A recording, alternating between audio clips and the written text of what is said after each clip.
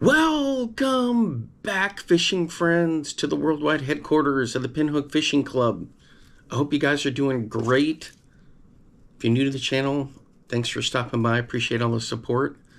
So, I'm doing some jig tying, telling a couple stories here and there, usually just one per episode. Sometimes I'll squeeze in more than one. But, trimming some bucktail right now. About to get things rolling with this jig for a friend of mine. And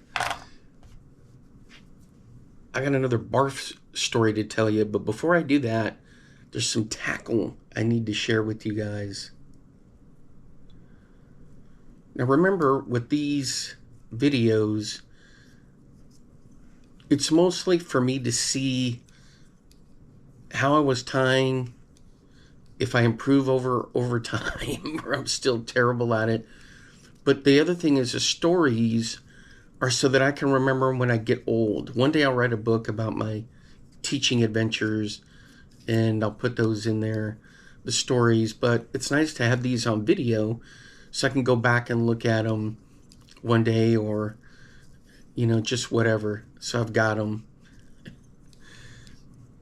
All right, this one's gonna have a little bit longer of a collar just because I'm stretching this out a little bit. Okay, but first let me show you some stuff. All right, I did a video a while back how the kids had bought me some stuff from the holiday shop at school, the school kids, and they gave them to me as a gift. The holiday shop is for kids to be able to buy stuff, you know, for family, friends, and whatnot. But a couple of the kids gave me them, and I rigged one of them like on a little spinner bait.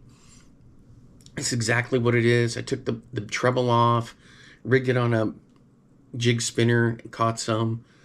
And then the other ones, I put the little willow blade under here, not an extender, just real tight. And real tight really gets their attention. I don't know what it does, but the crappie have just been annihilating this thing, and so have the bass. These come pre-rigged. I can't find them in this color anywhere online, but I did find a couple of sizes that Storm does on their website. So it was the only ones that I could find that are close to this. And then I was thinking, well, maybe Storm, you know, made them for Bass Pro Shops. Anyway, I don't know. But here's a little 2-inch version, and it gets the job done. And this is kind of like a golden shiner pattern. This gets the job done, but it's still a little small. So if you're going to try something like this, do the 3-inch. This one's a little slender. Now this one is another experimental one. It does have the longer chain on there. These I get from the Charlie Brewer Slider Company. So this will dangle way out here, and this works too. But after experimenting, I prefer it tight to the body, this kind. But I've had these because I want to experiment with them to try them. And so this is a 3-inch one. Comes with the treble. Take the treble off and put that on there, and you're good to go. So if you're thinking about changing it up, you don't want to use like a traditional big underspin, just try this. Get one of these style swim baits. Comes pre-rigged, tie it on, bomb it out there. You can catch it in the wintertime, as you've seen me do. Now think about that in the summer with smallmouth, even largemouth. They see that little blade dangling down there, and you run this through there. Whoo! Anyway, I keep these in here, and I just put them in my tackle bag. So I'm always rotating tackle in and out. All right, let's get back to this. We got the next story I'm going to tell about the barf. All right, guys. So I already told you about Lexi. That was the other day. That was yesterday. We're still under this snowstorm stuff. It's sheer ice out there. So I figured, hey, I might as well tell another story and get this one ready to go. No visual aids this time. Just a story about it. All right. let's get rolling and we'll talk about it. Okay, I think I got the lighting set. I closed the blinds over there. I turned on the back Pinhook Fishing Club lamp. And so what I've been doing, I've just been sorting tackle. I've been watching some of my videos. And then just tying jigs for a friend of mine. And I was thinking about it. You probably can't even see them. Hopefully you can. I think you can. Should be in view. In the other videos it was. Okay, so this is the deal. I was in a different classroom, moved to a different hallway. My principal at the time would do that. He would move teachers around just to kind of keep people from getting complacent. So our social studies classes were way over in the hallway where I first started. When I first came to that school, I was what they would call the 500 hall. Then they moved me to the 300 hall for a couple years. Now back to the 500 hall. I didn't mind moving. He could always count on me never to complain about moving. I didn't have much stuff. Some of these old hands, they would have boxes and shelves and you know the type of teachers I'm talking about. But for me, I just kept it simple. All right, so I'm in a new classroom, same setup. I have the rows facing each other, 3, sometimes 4 seats. 3, and I had that big aisle I could walk down the middle. Smartboard up here, my desk right by the door. Well, this time we were in the middle of class. I was showing a video, and this was second period, I think. Second period, and we're watching a video, and right in front of my desk, I had a row of 1, 2, 3 seats. The front seat. This kid jumped up, named Max. Yeah, we'll call him Max. He jumped up and runs to the door. But he couldn't hold it, and he barfs, and it hits. You know how the doors will have like a mirror, or not a mirror, like a window? It hit the window, covered the door handle, and was just running down, and he fell down. And guess what? He crawled back like 5 steps to the right next to my desk. Right off the edge of it, I had a trash can there, and he grabs that and starts barfing in it. I jumped up, and this one got me sick because I could see it on the door running down, and I was thinking to myself, for crying out loud. The kids, they just moaned and groaned. So everybody on my side of the room, I had to move to the other side. I go to the cabinet, get the Febreze, start carpet bombing. And I'm telling Max, get the trash can and go. And he's like, I can't get out. I vomited on the door. Or I think he said, I puked on the door. I said, just open it and go. You already got puke on you. So he doesn't leave. He just sits on the floor with the trash can. He's like, I'll be all right.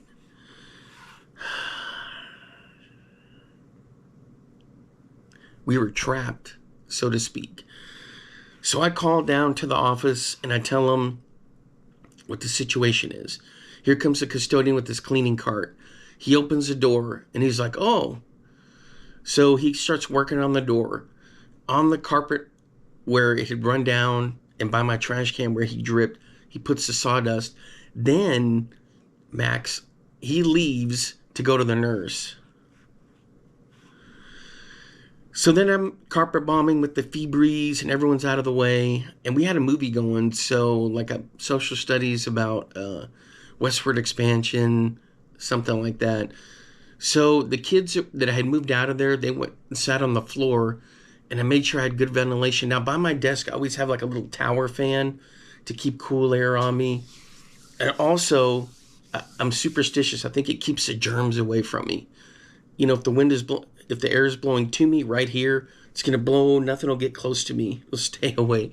Probably doesn't work, but anyway, I still did it. So we just had to suffer through it. That one stunk. Abby's not so much. Or Lexi's. Abby was the other one. Lexi's didn't stink. I mean, I'm sure it did, but I didn't smell it. This one definitely stunk. All right, I'm cutting off another piece of this bucktail. Another pinch of it. Anyway, so he was going to go home, so he left. Came back. Nobody, I didn't even think to pack his stuff up.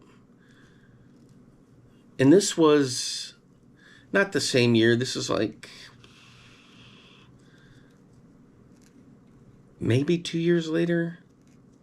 I don't know. I have to really think about it. Maybe it was a year later. Anyway, it seemed like that it was all coming in like spurts of what was happening with the barfing. So I had one, and this is a thing. I had some kids that were pretty pro.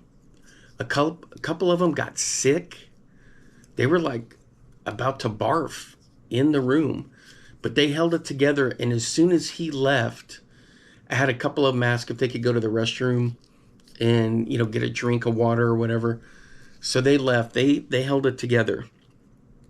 And I was like, yeah, it was awful. So that was like right at the start of class. So we had the whole rest of class to go through. We made it through, and then had another class come in, and they were like, oh, where did so-and-so barf? I don't want to sit there. That whole junior high, I don't want to sit there if somebody barfed in my seat. I said, nobody barfed in the seat. They barfed on the door and by the door. And of course, I shouldn't have said that. They're like, what? I don't want to be by the door. I don't want to touch the door handle. Anyway, so that all got cleaned up. So then they got Max home. And that was barf situation number 2.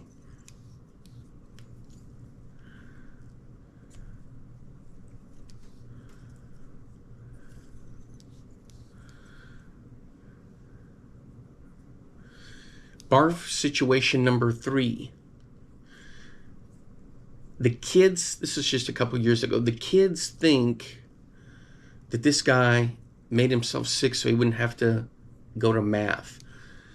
And I'm sitting there thinking, it's not going to happen because you're going to have to go to math the next day. But you know how you never know. Kids and their thought process can be skewed. So for the guys, football was before school and into first period for seventh grade football. So the guys,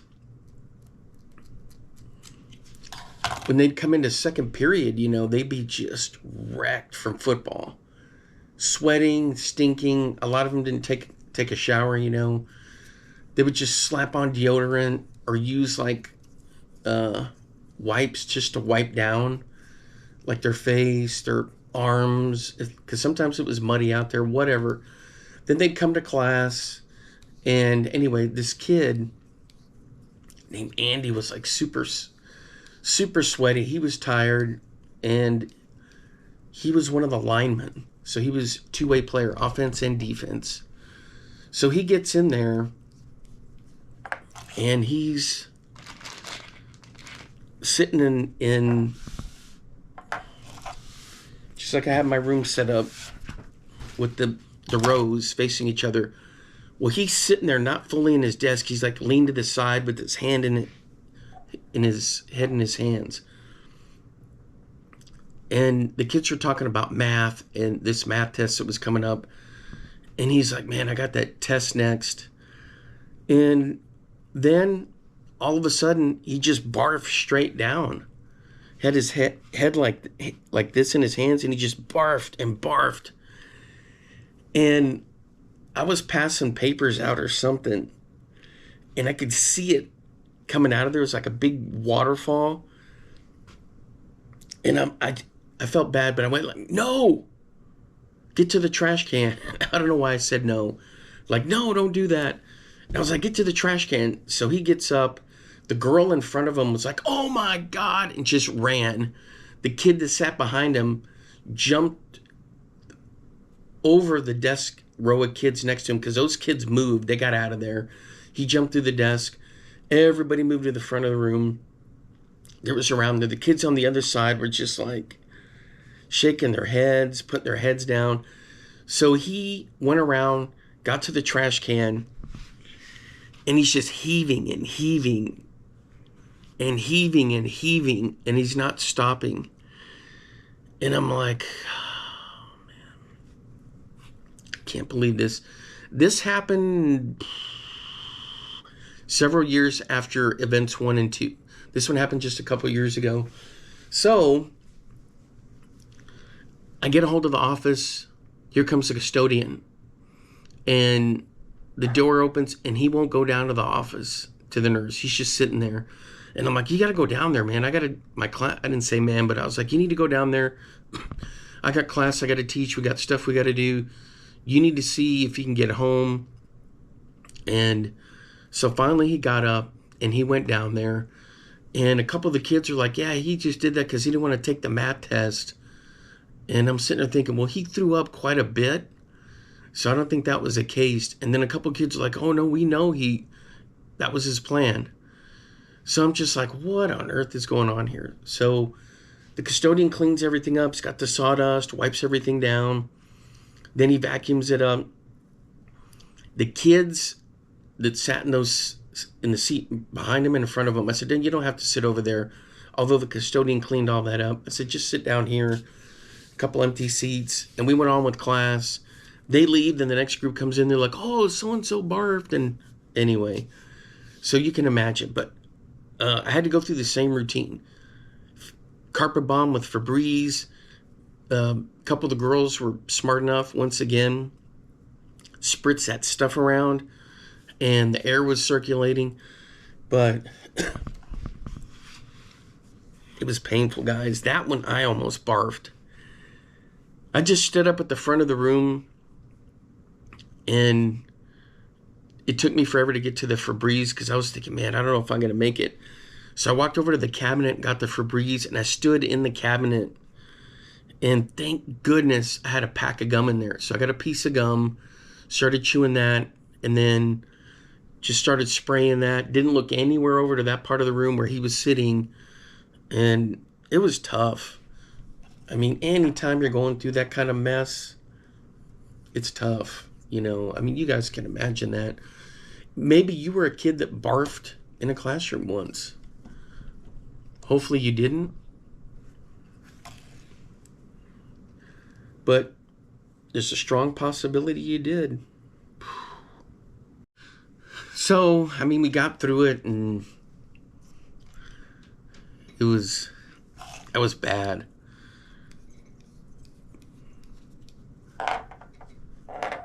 There was another time when this was in between those years. I can't even remember. It's probably, see, that's the thing, is I need to get my details when I'm telling these so that I can remember what year these things happened. I want to say 7 years into teaching, I had a student, a young man, who was a great football player, but he had irritable bowel syndrome or something related to that, where he could not hold his number 2. I mean, if he could anticipate he could get to the bathroom, he was fine. But other than that, it would just happen, and he couldn't do anything about it. Well, we're in class, and he sat towards the back corner. I guess he had an accident, and he stands up, and he would just give me, if he stood up, I knew he needed to go to the restroom. So he stands up, he goes to the restroom. Well, this is in October, so we're still pretty hot in this time of year. And I guess it came through part of his shorts, and it got into the seat, his seat. Well, the girl sitting across, like right across from him, saw it, and she instantly just barfs. And I guess it smelled so bad. There was a kid in front of him, just jumped up and ran over to my side of the room. The kids on the aisle next to that, and where the girl, she was in the middle seat, or the back seat, whichever, the kids on that row just jumped out of there because she barfed. She stood up and she just hauled out of the room. And on her way out, you could tell she was like this. She held it together. So she left, and I'm just sitting there thinking, what? Why? So I call the front office, and I get a hold of the nurse for this dude, this young man. And then the custodian comes down. He cleans everything up. And that one was bad. Because he had this stink of like sewer, like a latrine smell, and that diarrhea stink. And I had to spray Febreze, got everything carpet bombed. And everybody moved towards the door side of the room. And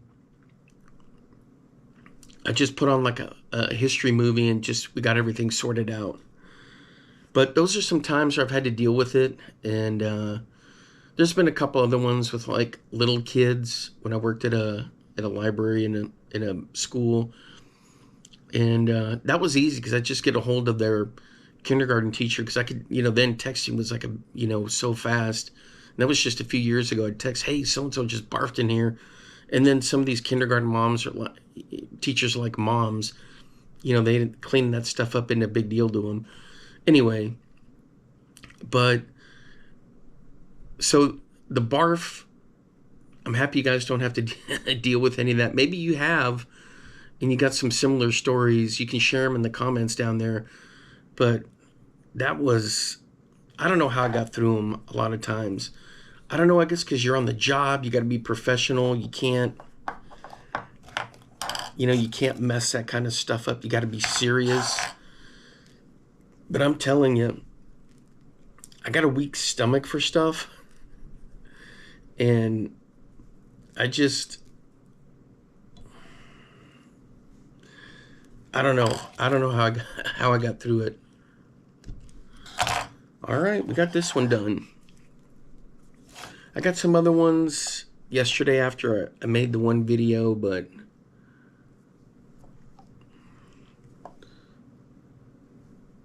I'll do some more after this. This one didn't turn out too bad. I got the tinsel in there. This color right here is perfect for bucktails. Look at that. It's these Fusion 19s.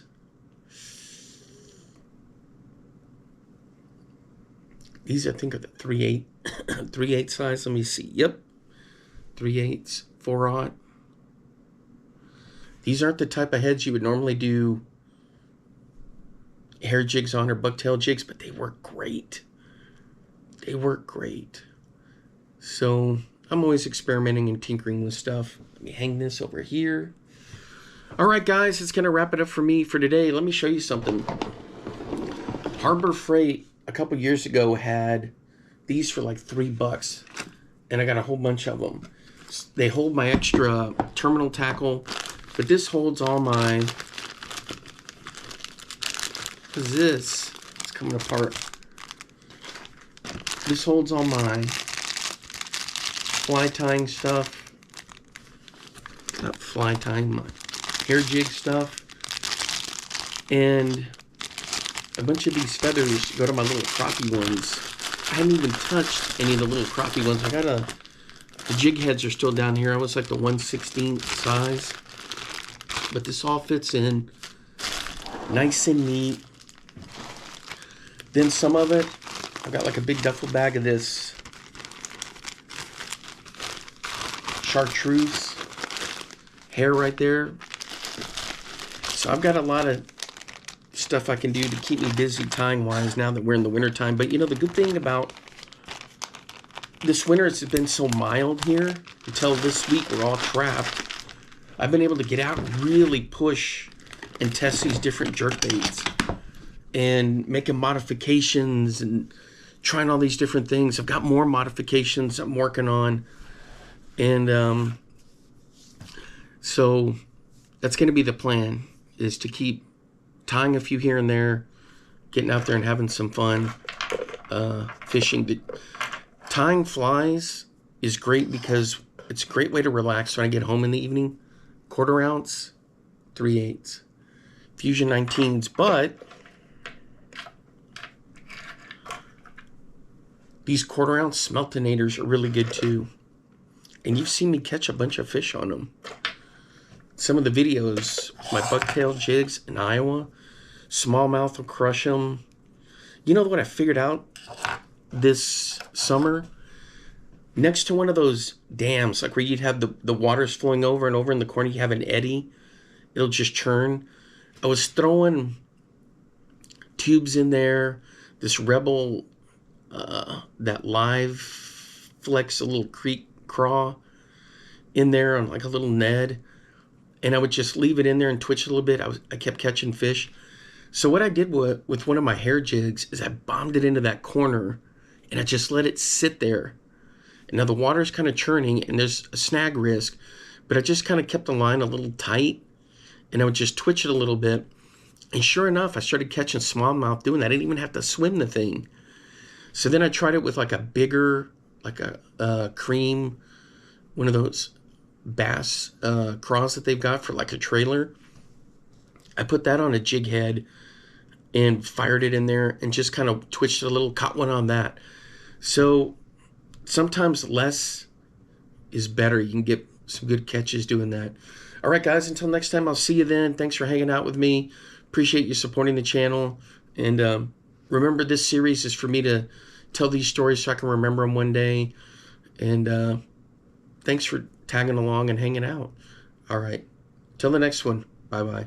Now get out there and get your lures wet.